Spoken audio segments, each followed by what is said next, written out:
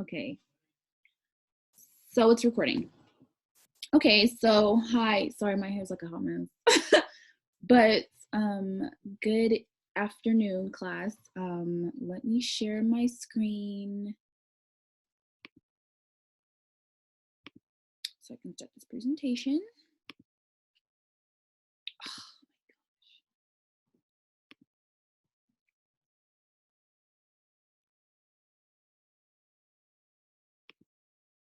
Okay.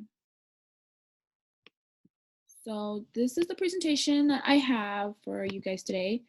And pretty much this is my presentation on cerebral palsy. So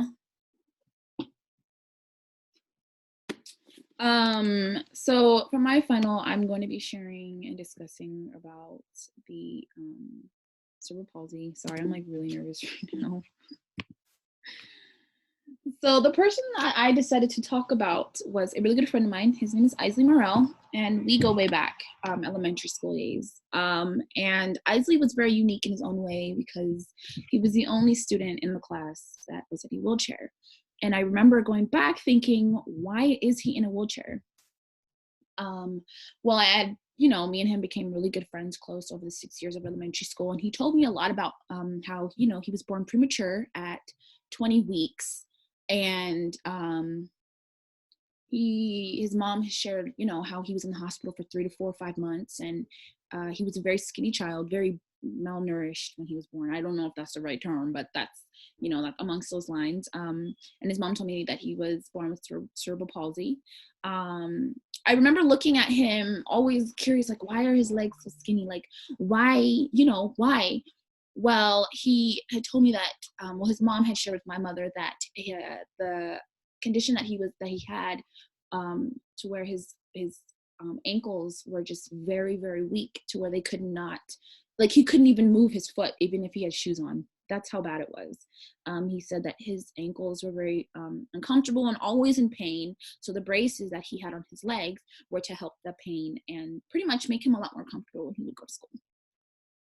And I saw that this, throughout the years that he would, be outside to walk or do his little PE sessions, it would accommodate him in the best way possible. And it made him it made him comfortable when he would do his 30-minute PE exercises out on the line, the red lines where all the students would walk on. And when we would be out on the recess court, he would do his PE sessions there.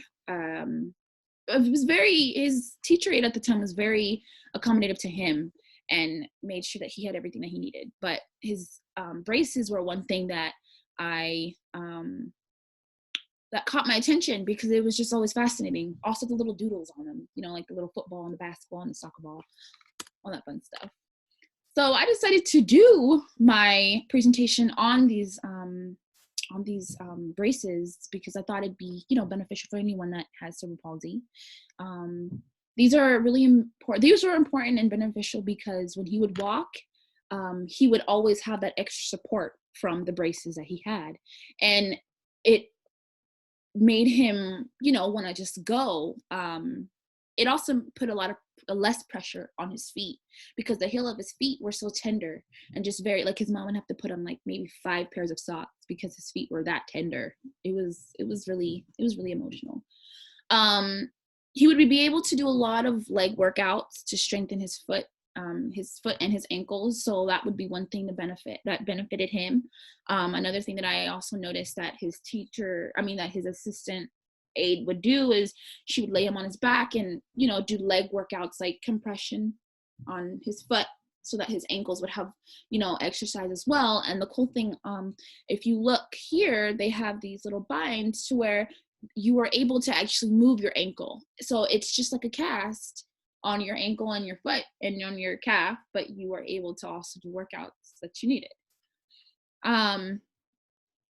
This was an important device because it gave him support and balance when PE or any footwork was needed. So there would be times where he would want to get out of the wheelchair and have his assistant, his aide, help him walk on the red line with the rest of the students, because he wanted to be a part of the student line when we go to recess or lunch or the library or student fair, or the book fair, something like that. So that's also something that I noticed that benefited him and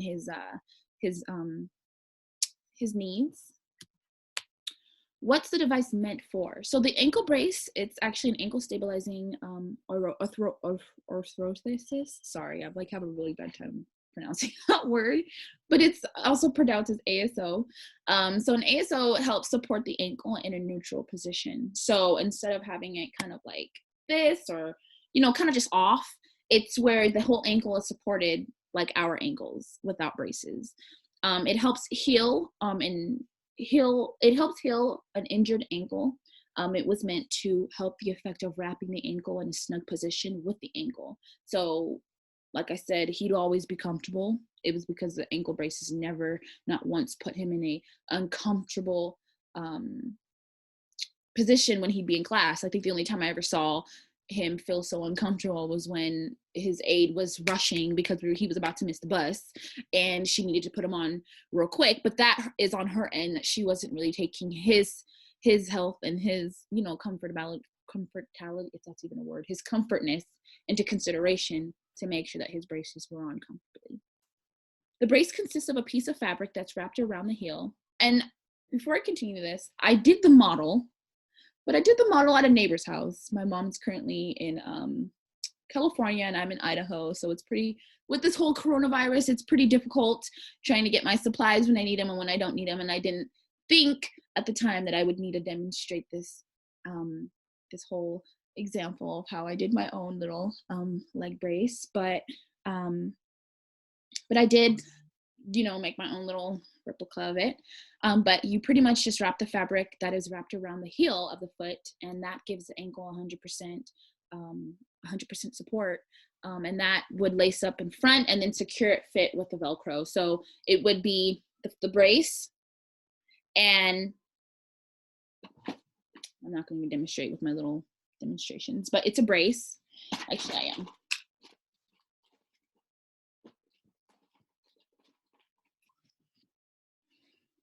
So let's say this is the Velcro, and let's say this is the brace. So let's say the Velcro right here is wrapped around one part of the brace, and you pretty much just wrap it around the whole foot. So it looks like this, like it's wrapped around the whole ankle, and that goes from the top part also to the bottom part of the ankle. So where your midway shin is, so it wraps around that, and then also the lower part of the ankle, so that your foot is pretty much just dangling there to where, it's supported, but it's to where you can pretty much move it up and down when you want. It holds the ankle in position, and that would secure the heel and avoid tension or re-injure the area that is wrapped. So these, I should have mentioned before, I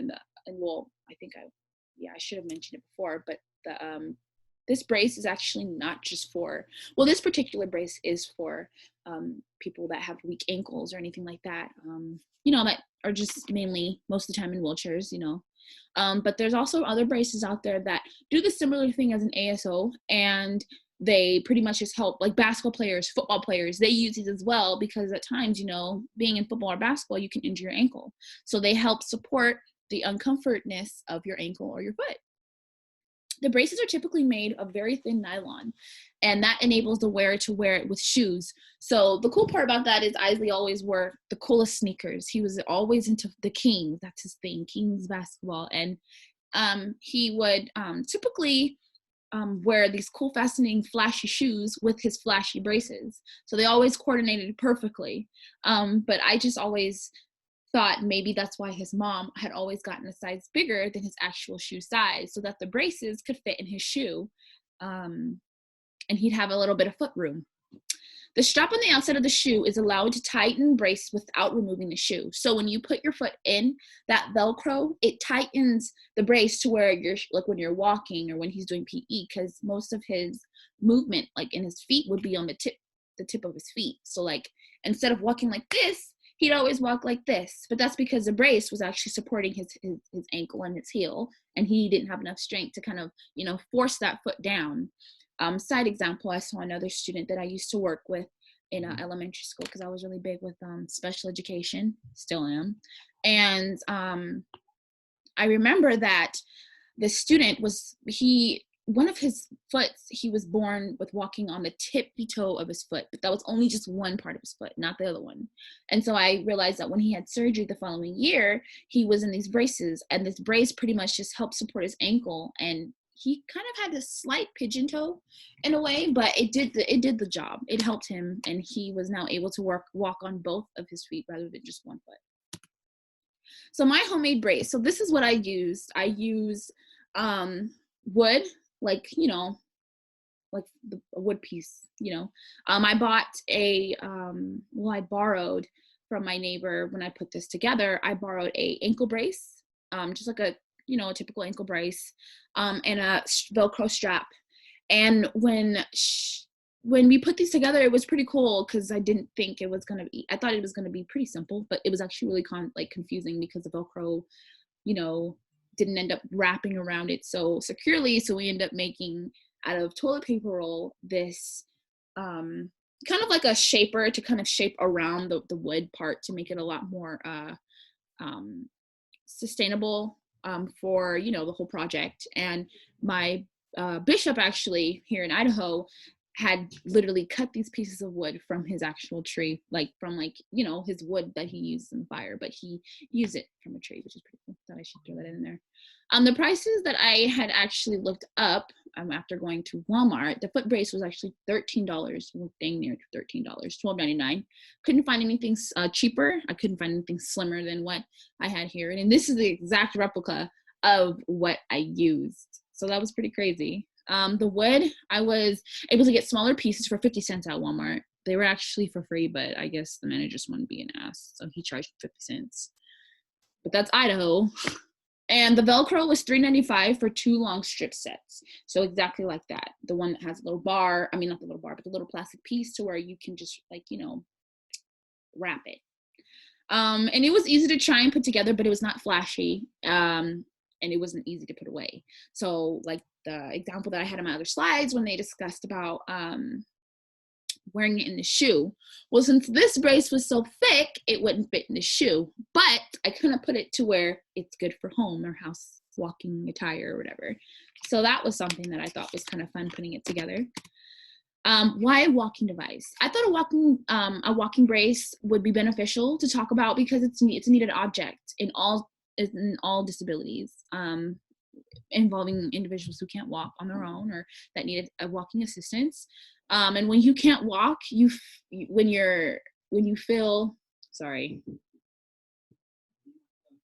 I need to fix that part. It's kind of a text error, but let me put this in my own words. I thought using this as an example would be actually really smart and beneficial because individuals who need that help and that assistance, sometimes it kind of sucks for them if they can't find something that, you know, they can't find something that's going to benefit them.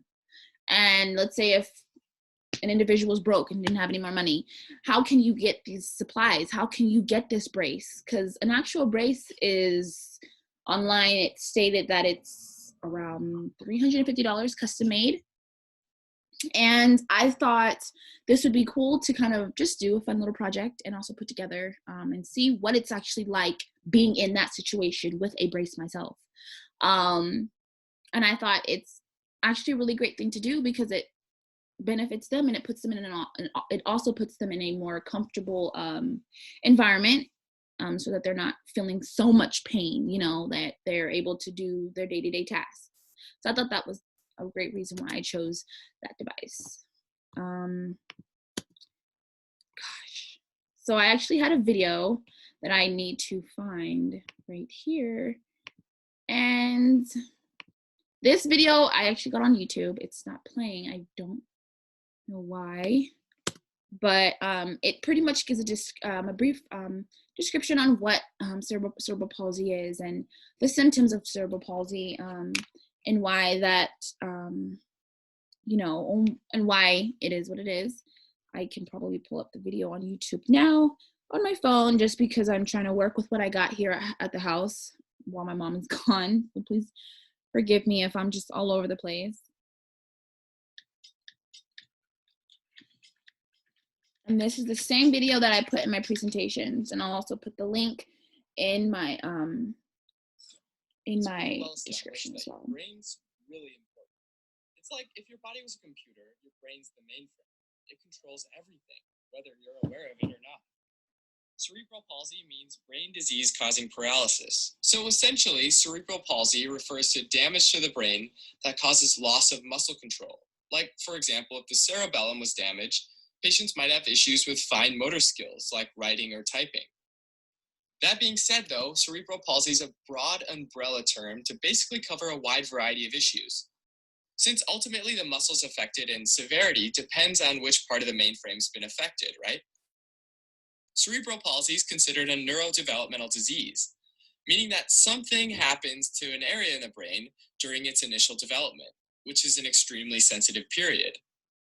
If that area doesn't develop right, then it can't carry out whatever function it's supposed to control. Now, what's this vague something that can happen, though? Well, I said something because there's such a wide variety of causes. The majority of cerebral palsy cases are thought to happen before birth or prenatally, which typically means the underlying cause is really hard to pin down. Exposure to radiation or infection during fetal development can cause cerebral palsy. Hypoxia to the developing fetus has been linked as well. In this case, the developing brain doesn't get enough oxygen, potentially from problems like the placenta not being able to supply enough oxygen and nutrients. Cerebral palsy doesn't have to happen prenatally, though, and some postnatal cases are things like head trauma, or again, an infection, or a period of oxygen deprivation. Although most cases are likely due to some trauma or injury, a very small proportion of cases are due to a genetic mutation. Even though this brain damage or injury or abnormality is permanent, one super important point to remember about cerebral palsy is that it doesn't get worse over time. And for that reason, it's considered a non-progressive disease. Cerebral palsy is classified by the type of muscle movements that result from the brain injury and how that affects what activities the patient can perform. The first type is called spastic cerebral palsy, which accounts for about 70% of cases, and is characterized by having really tight or stiff muscles, which can make the patient's movements seem jerky. This tightness results from a lesion in the upper motor neurons. So with a lesion, which just means some kind of abnormality, the ability of some of these neurons to receive GABA So might that's be just a little taste of what the video is like. Like I said again, I will be putting a actual video slide on my when I submit this above there. I'm so sorry that this is all like kind of everywhere. I'm trying my best to do this final with the best of my ability. Again, so far with the coronavirus, it's been back and forth traveling. So now that I finally have time, I'm trying my best. Yeah, I hope you guys really enjoyed my presentation. I do one more time feel that I should explain how I put my brace together, but I don't want to kind of keep this holding up because it's already discombobulated as it is. Again, thank you so much and have a blessed day.